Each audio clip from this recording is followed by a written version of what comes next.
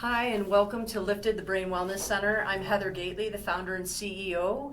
I am delighted to have Michele Piskin, the Vice President of Residential Long-Term Care and Development for Caring Kind, New York City, and delighted on behalf of Lifted to welcome you here to Connecticut, to our Wellness Center, and also to hear more about the services that Caring Kind offers.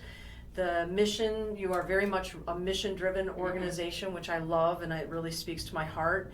And I'm so excited to announce our collaboration and partnership going into 2025 and hopefully for evermore, to offer some of the wonderful programming that you guys offer already to your constituents in New York City. And beyond. So just want to tell me a little bit about Caring Kind and what we can expect from some of the stuff that you offer. Well, thank you, Heather, for having me here today.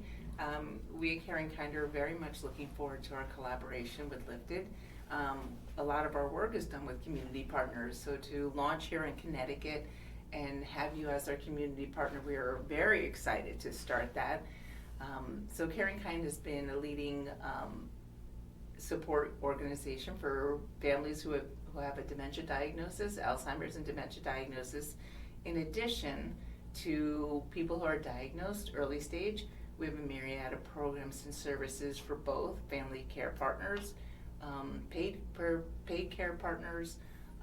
We do a lot of work, educational development for workforce development, in trainings, hospital systems, professionals. But our real mission is to make sure that nobody walks alone in this journey. Once you get diagnosed, that you land in a home, that we are here for the living, those diagnosed and their family members. That's a wonderful, wonderful sentiment. I mean, I think that's the big thing. There's a lot of stigma that's associated to Alzheimer's and dementia-related illnesses, and it's wonderful to break through some of those barriers to let them know that it's, you can still talk about it, you can address it, you can support it, you can learn to live well with it, you can just, lift each other, which I think is why we make such a natural partnership, because that's how we feel. There's a lot of living that's left in people who, regardless of their diagnosis, and we live until we die, so we have to really make it count in every way, shape, and form, and that includes from caregiving side of things to having the diagnosis and moving forward. So we're looking forward to moving forward with Caring Kind and Lifted. So tell me a little bit about some of the individual programs that you offer, because there's a myriad, as you said, and they're all so relevant, and what I love about Caring Kind is it's such an actionable toolkit for people who are newly diagnosed or have been living with a diagnosis for some time, and they can turn to you in many different ways. So tell us a little bit about the different ways that people have been reaching out to you and how we will be reaching out to you in Connecticut. Great, thank you for that. So people typically call our helpline after a diagnosis. Physicians will certainly hand out our number and connect them with Caring Kind. So it could be the individual diagnosed early stage, or it could be the family member or care partner or anybody else who's involved with the family. For the person diagnosed, naturally their first entree into Caring Kind may be a program called cognitive stimulation therapy. So typically someone's diagnosed, it's maybe diagnosis to shame. I'm not so sure where I go with this. How do I feel about it? Who do I tell? How do I navigate it? So cognitive stimulation therapy is an evidence-based program, 7 weeks in person, 8 weeks virtual, and it's a natural progression where people then join a program like that where they can get peer-to-peer support in a group support setting for those diagnosed. They go through this program, they love it, and I've led these groups, they're so exciting, and then they don't want to leave. So we've created another program, which is a maintenance cognitive stimulation therapy program, in which is covered by an AARP grant, and people can still attend once a month. Wonderful. Your hope is that when they leave those groups, is that they've gone from shame to acceptance. And once they've gone from shame to acceptance, we have another program which is called To Whom I May Concern, and that's a reader style workshop. Again, we're going to bring that to Connecticut. because it actually it lives here with the founder, Maureen Matthews. Mm-hmm. So we are bringing that. And so people tell their stories in sharing groups. We have script writers who are trained, who will write their scripts.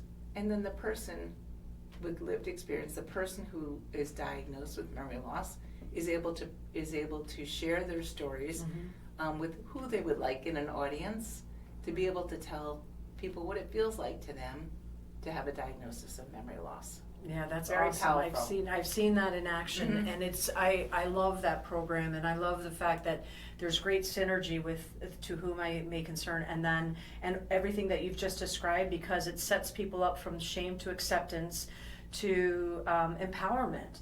And here at Lifted, that's what we're really about, is let's show you how you can live well, and let's embrace that. Let's lift it up and enable people, empower them to take charge of how they see themselves moving forward in their illness. And I think that's a wonderful thing. It's like you're just taking them from this little seed of diagnosis and that shame to watching this grow into something that they probably never would have envisioned for themselves, and more importantly, their loved ones also would never see that for themselves, mostly because of that shame and that stigma that's associated with having a diagnosis of dementia. So really exciting for people living with dementia, having a diagnosis, having someplace to turn to, and having something very actionable that they can put into their lifestyle and into their daily walk with the disease. And and then on the other side of it, you're doing amazing things supporting caregivers. So why don't you talk a little bit about the work that Caring Kind does with that? Sure. I just want to go back one thing for people who are diagnosed early stage. From after they're finished and they complete, they may want to do more than one session of Who To Whom I May Concern. But then there's a program called Make It Matters, because you've got those few people who go from shame to acceptance, who then want to go on to advocacy. Love it. And we're not born knowing how to advocate. And so we have that program called Make It Matters, and we will train individuals and their care partners to on advocacy, how to become an advocate, and where do they want their voices heard, because the old adage, nothing about us without us. Right. We need to have people who have the diagnosis of memory loss to have that seat at the table. Yeah. To be able to make, to talk about what is important to them. We shouldn't assume that what we're doing is the right thing for people with memory loss. They should have the voice at the table to let us know. Yeah, and it's another powerful experience, is to listen to somebody's viewpoint. Here I am living with my diagnosis. Please don't tell me what I should be doing, and what I should be feeling, and how I should act and how I should react. This is me. This is what I want. This is what I need. This is, and I've been in rooms, full of neurologists and clinicians and the medical healthcare ecosystem, and having them absolutely, listening attentively. You could hear a pin drop to a person living with dementia who is speaking on their own behalf with their own voice and advocating for what they want to see moving forward for themselves and for those who will follow in their footsteps. And I think that's a wonderful program too. Make It Matters is going to be a huge benefit to those who are newly diagnosed. You need to empower people. You need to empower, and to that point of what you just said about neurologists and other physicians, is we've taken that To Whom I May Concern and made a little bit of a couple of tweaks to that, and created Second Act, in which those individuals are able to take their stories, diagnosed stories, into the medical system. So grand rounds, Lovely. For residency programs, because physicians are diagnosing individuals with a memory loss diagnosis, secondarily typically to a hip fracture. Right. So that's going to be really important. Yes. That education piece is huge, and it was lacking for years. That's why I really love the work that you guys are doing, because it's moving forward, and it's moving aggressively forward. It's not kind of just idling by and saying, oh, well, maybe we'll do this, or maybe we'll do it. It's you have great leadership, you have great teamwork. I've seen it up close and personal. You have amazing people on your staff. The people that are answering the helpline, tell me a little bit about their experiences. Are they volunteers or are they professional? The majority of the people handling, the vast majority of people handling the helpline are all either social workers or dementia specialists. Right, right, which is important. Mhm.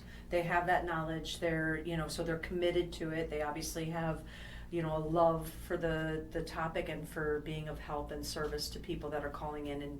And they usually, let's face it, people usually wait to a crisis intervention to pick up the phone and make the call.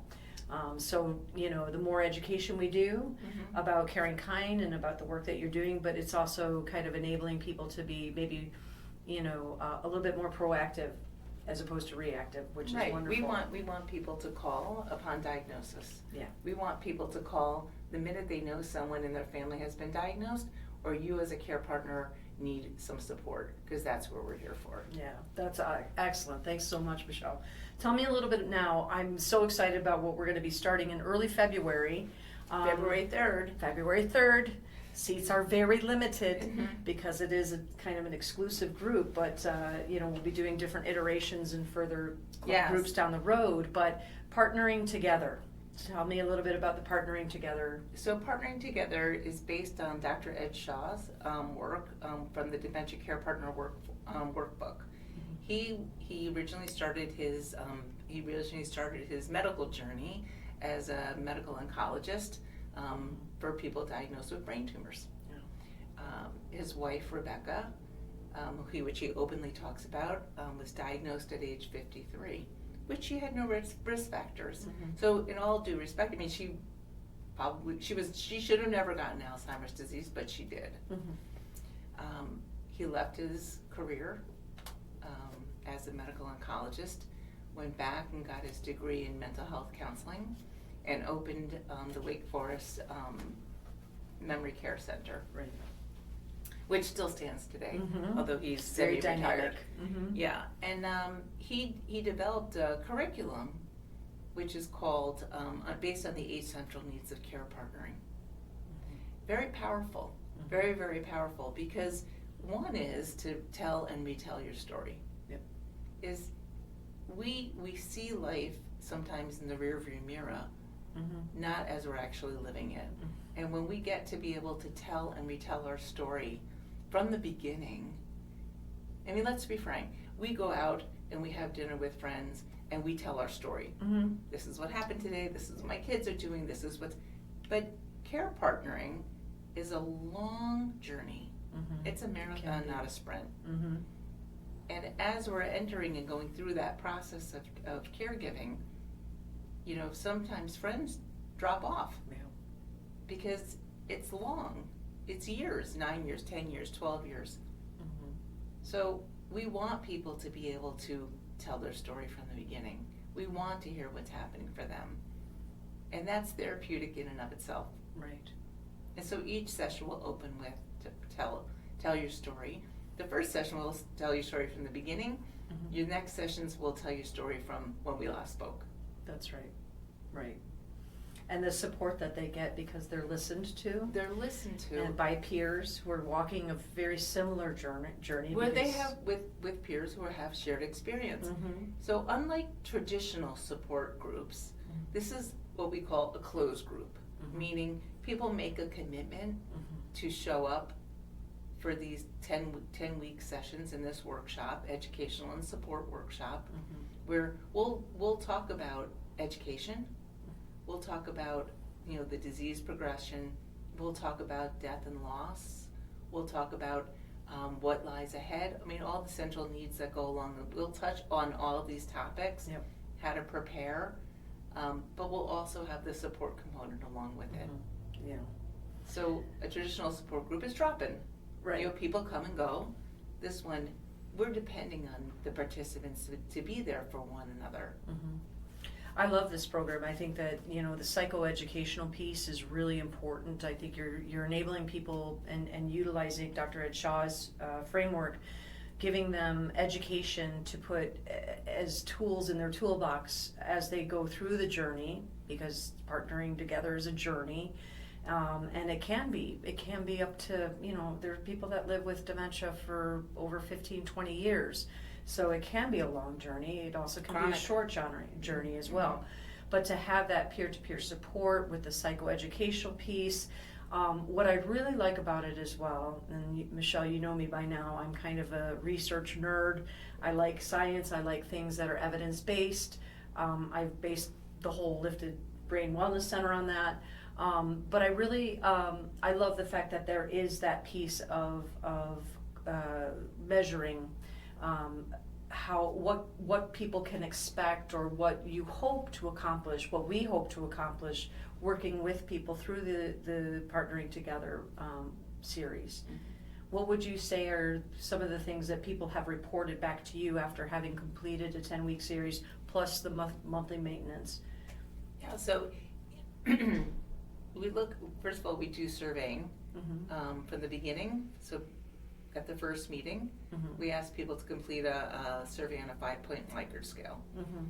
And it's a perceived index change survey. Right. And then we ask people to complete that same survey at the end.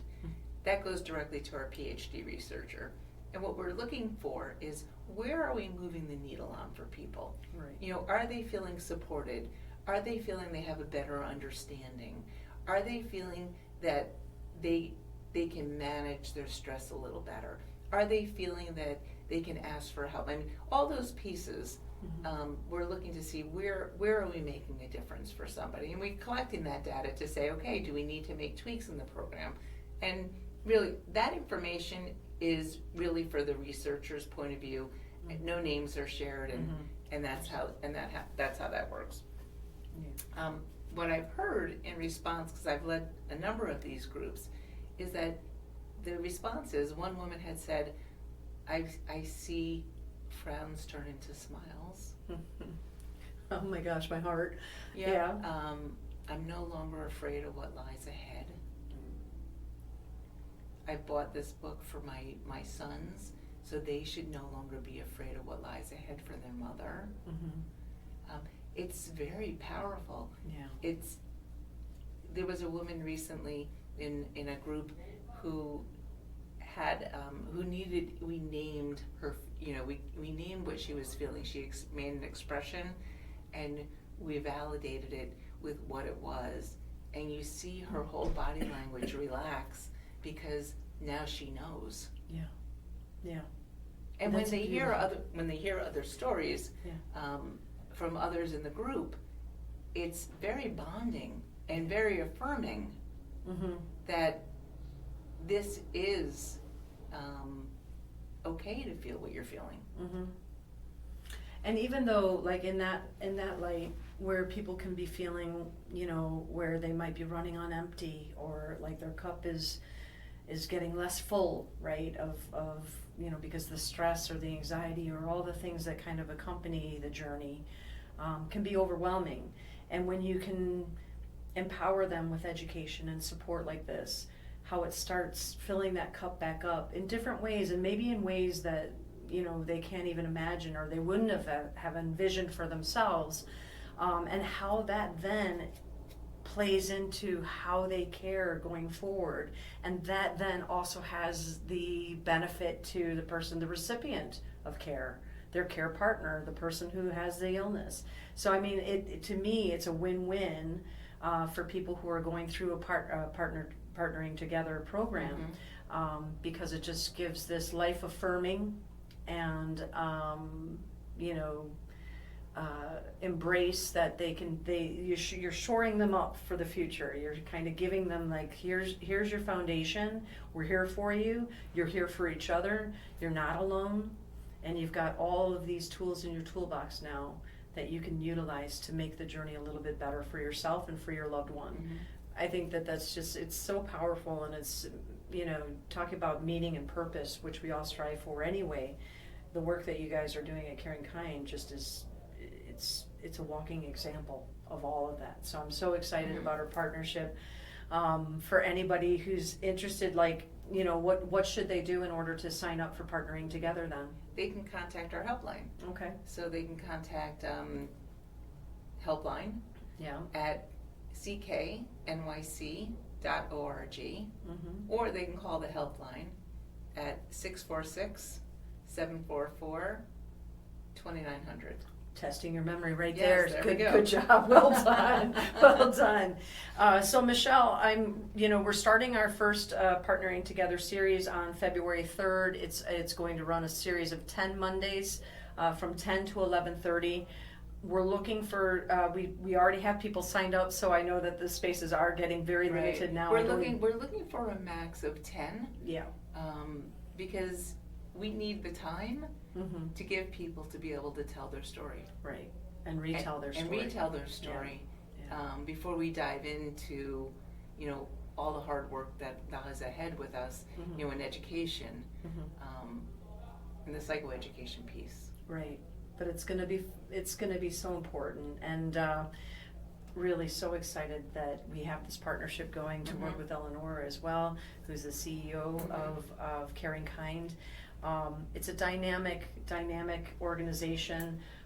Welcome to Connecticut. I think the work that you're going to be doing, and we'll be talking more about. I hope that this is the first of several series of podcasts around the work that Caring Kind is bringing into Connecticut through its Connect to Music, its All-Win program, the Partnering Together.